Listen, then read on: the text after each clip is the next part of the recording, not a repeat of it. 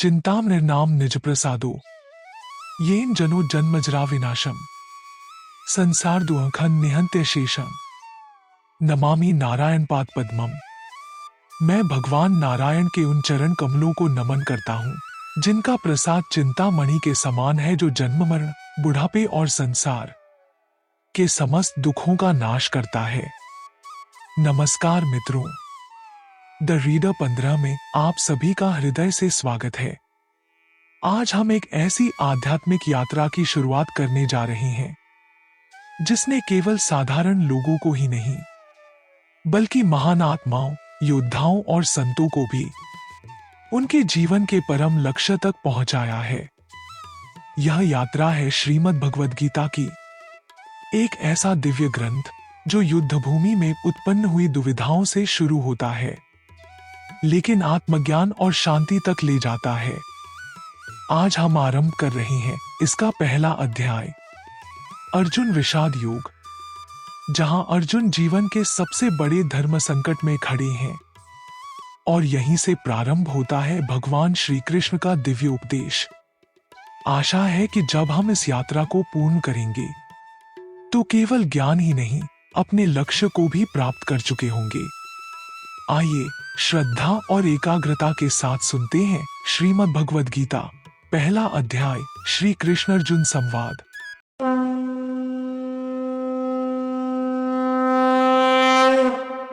योद्धाओं की गणना और सामर्थ्य। धृतराष्ट्र ने कहा, हे संजय, धर्म भूमि और कर्म भूमि में युद्ध की इच्छा से एकत्र हुए मेरे पुत्रों और पांडु के पुत्रों ने क्या किया? संजय ने कहा, हे राजन, इस समय राजा दुर्योधन पांडु पुत्रों की सेना की व्यूहरचना को देखकर आचार्य द्रोणाचार्य के पास जाकर कह रहे हैं, हे आचार्य, पांडु पुत्रों की इस विशाल सेना को देखिए जिसे आपके बुद्धिमान शिष्य द्रुपद पुत्र धृष्टद्युम्न ने इतने कौशल से व्यू के आकार में सजाया है। इस युद्ध में भीम तथा अर्जुन के समान अनेकों महान शूरवीर और धनुर्धर है। युयुधान, विराट और द्रुपद जैसे भी महान योद्धा है।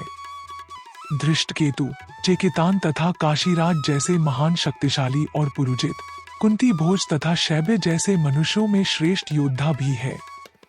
युधामन्यु जैसे महान पराक्रमी तथा उत्तमौजा जैसे अत्यंत शक्तिशाली, सुभद्रा का पुत्र अभिमन्यु और द्रौपदी के पुत्रों सहित ये सभी महान योद्धा हैं। हे ब्राह्मण श्रेष्ठ, हमारी तरफ के भी उन विशेष शक्तिशाली योद्धाओं को भी जान लीजिए और आपके जानकारी के लिए मेरी सेना के उन योद्धाओं के बारे में बतलाता हूँ। मेरी सेना में स्वयं आप द्रोणाचार्य, पितामह भीष्म, कर्ण, कृपाचार्य, अश्वत्थामा, विकर्ण और सोमदत्त का पुत्र भूरिश्रवा जैसे योद्धा है जो सदैव युद्ध में विजयी रहे हैं। ऐसे अन्य अनेक शूरवीर भी हैं जो मेरे लिए अपने जीवन का बलिदान देने के लिए अनेक प्रकार के अस्त्र शस्त्रों से सुसज्जित है और यह सभी युद्ध विधा में निपुण है। इस प्रकार भीष्म पितामह द्वारा अच्छी प्रकार से संरक्षित हमारी सेना की शक्ति असीमित है, किंतु भीम द्वारा अच्छी प्रकार से संरक्षित होकर भी पांडवों की सेना की शक्ति सीमित है। अतः सभी मोर्चों पर अपनी अपनी जगह स्थित रहकर आप सभी निश्चित रूप से भीष्म पितामह की सभी ओर से सहायता करें। तब कुरुवंश के वयोवृद्ध परम प्रतापी पितामह भीष्म ने दुर्योधन के हृदय में हर्ष उत्पन्न करते हुए सिंहगर्जना के समान उच्च स्वर से शंख बजाया।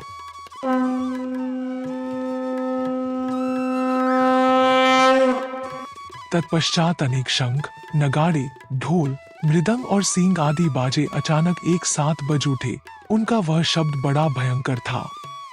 तत्पश्चात दूसरी ओर से सफेद घोड़ों से युक्त उत्तम रथ पर आसीन योगेश्वर श्री कृष्ण और अर्जुन ने भी अलौकिक शंख बजाए।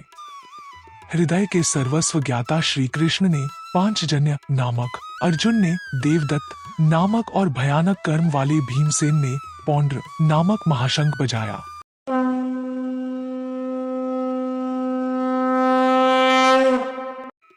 हे राजन, कुंती पुत्र राजा युधिष्ठिर ने अनंत विजय नामक और नकुल तथा सहदेव ने सुघोष और मणिपुष्पक नामक शंख बजाए। श्रेष्ठ धनुष वाले काशीराज और महारथी शिखंडी एवं धृष्टद्युम्न तथा राजा विराट और कभी न हारने वाला सात्यकी राजा द्रुपद एवं द्रौपदी के 5 पुत्र और बड़ी भुजा वाले सुभद्रा पुत्र अभिमन्यु आदि सभी ने अलग अलग शंख बजाए। उस भयंकर ध्वनि ने आकाश और पृथ्वी को गुंजायमान करते हुए धृतराष्ट्र के पुत्रों के हृदय में शोक उत्पन्न कर दिया। हे राजन, इसके बाद हनुमान से अंकित पताका लगे रथ पर आसीन पांडु पुत्र अर्जुन ने धनुष उठाकर तीर चलाने की तैयारी के समय धृतराष्ट्र के पुत्रों को देखकर हृदय के सर्वस्व ज्ञाता श्री कृष्ण से प्रार्थना करते हुए कहा कि हे अच्युत, कृपा करके मेरे रथ को दोनों सेनाओं के बीच में खड़ा करें, जिससे मैं युद्धभूमि में उपस्थित युद्ध की इच्छा रखने वालों को देख सकूं कि इस युद्ध में मुझे किन किन से एक साथ युद्ध करना है। मैं उनको भी देख सकूं जो यह राजा लोग यहाँ पर धृतराष्ट्र के दुर्बुद्धि पुत्र दुर्योधन के हित की इच्छा से युद्ध करने के लिए एकत्रित हुए हैं। हे भरतवंशी, अर्जुन द्वारा इस प्रकार कहे जाने पर हृदय के पूर्ण ज्ञाता श्री कृष्ण ने दोनों सेनाओं के बीच में उस उत्तम रथ को खड़ा कर दिया। इस प्रकार भीष्म पितामह, आचार्य द्रोण तथा संसार के सभी राजाओं के सामने कहा कि हे पार्थ, युद्ध के लिए एकत्रित हुए इन सभी कुरु वंश के सदस्यों को देख। वहां प्रथापुत्र अर्जुन ने अपने ताओं चाचाओं को, दादों परदादों को, गुरुओं को, मामाओं को, भाइयों को, पुत्रों को, पौत्रों को और मित्रों को देखा। कुंती पुत्र अर्जुन ने ससुरों को और शुभचिंतकों सहित दोनों तरफ की सेनाओं में अपने ही सभी संबंधियों को देखा। तब करुणा से अभिभूत होकर शोक करते हुए अर्जुन ने कहा, हे कृष्ण, युद्ध की इच्छा वाले इन सभी मित्रों तथा संबंधियों को उपस्थित देखकर मेरे शरीर के सभी अंग कांप रहे हैं और मुख सूखा जा रहा है और मेरे शरीर के कंपन से रोमांच उत्पन्न हो रहा है। मेरे हाथ से गांडीव धनुष छूट रहा है और त्वचा भी जल रही है। मेरा मन भ्रमित सा हो रहा है, इसलिए मैं खड़ा भी नहीं रह पा रहा हूँ। हे केशव, मुझे तो केवल अशुभ लक्षण ही दिखाई दे रहे हैं। युद्ध में स्वजनों को मारने में मुझे कोई कल्याण दिखाई नहीं देता है। हे कृष्ण, मैं न तो विजय चाहता हूँ और न ही राज्य और सुखों की इच्छा करता हूँ। हे गोविंद, हमें ऐसे राज्य, सुख अथवा इस जीवन से भी क्या लाभ है जिनके साथ हमें राज्य आदि सुखों को भोगने की इच्छा है, जब वह ही अपने जीवन के सभी सुखों को त्याग करके इस युद्ध भूमि में खड़े हैं। गुरुजन, परिवारीजन, पुत्रगण, पितामह, मामा, ससुर, पौत्रगण, साले और सभी संबंधी भी मेरे सामने खड़े हैं। हे मधुसूदन, मैं इन सभी को मारना नहीं चाहता हूँ, भले ही यह सभी मुझे ही मार डालें। तीनों लोकों के राज्य के लिए भी मैं इन सभी को मारना नहीं चाहता, फिर पृथ्वी के लिए तो कहना ही क्या है। हे जनार्दन, धृतराष्ट्र के पुत्रों को मारकर हमें कौन सी प्रसन्नता मिलेगी, बल्कि इन आत्ताइयों को मारकर तो हमें पाप ही लगेगा माधव। अतः मुझे धृतराष्ट्र के पुत्रों को उनके मित्रों और संबंधियों सहित मारना उचित नहीं लगता है, क्योंकि अपने ही कुटुंबियों को मारकर हम कैसे सुखी हो सकते हैं। यद्यपि लोभ के कारण इन भ्रमित चित्त वालों को कुल के नाश से उत्पन्न होने वाले दोष दिखाई नहीं देते हैं और मित्रों से विरोध करने में कोई पाप दिखाई नहीं देता है। हे जनार्दन, हम लोग तो कुल के नाश से उत्पन्न दोष को समझने वाले हैं, क्यों न हमें इस पाप से बचने के लिए विचार करना चाहिए। कुल के नाश से सनातन कुल धर्म नष्ट हो जाते हैं तथा धर्म का नाश हो जाने पर संपूर्ण कुल में अधर्म फैल जाता है। हे कृष्ण, अधर्म अधिक बढ़ जाने से कुल की स्त्रियां दूषित हो जाती हैं। स्त्रियों के दूषित हो जाने पर अवांछित संतानें उत्पन्न होती है।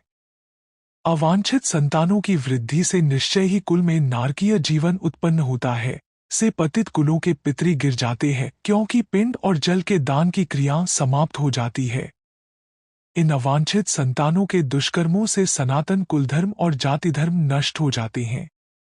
हे जनार्दन, जिनका कुल धर्म नष्ट हो गया है, ऐसे मनुष्यों का अनिश्चित काल तक नरक में रहना पड़ता है, ऐसा हम सुनते आए हैं। ओह, कितने आश्चर्य की बात है कि हम लोग बुद्धिमान होकर भी महान पाप करने को तैयार हो गए हैं, जो राज्य और सुख के लोभ से अपने प्रियजनों को मारने के लिए आतुर हो गए हैं। यदि मुझ शस्त्ररहित विरोध न करने वाले को धृतराष्ट्र के पुत्र हाथ में शस्त्र लेकर युद्ध में मार डाले, तो भी इस प्रकार मरना मेरे लिए अधिक श्रेयस्कर होगा। संजय ने कहा। इस प्रकार शोक से संतप्त हुआ मन वाला अर्जुन युद्धभूमि में यह कहकर बाणों सहित धनुष को त्याग कर रथ के पिछले भाग में बैठ गया। इस प्रकार उपनिषद, ब्रह्म विद्या तथा योगशास्त्र रूप श्रीमद् भगवद गीता के श्री कृष्ण अर्जुन संवाद में धर्म कर्म युद्ध योग नाम का पहला अध्याय संपूर्ण हुआ। दोस्तों, यदि आपको हमारी वीडियो पसंद आई हो तो आप अपने विचार कमेंट बॉक्स में जरूर व्यक्त करें और इसके साथ ही लाइक, शेयर और सब्सक्राइब करना ना भूलें।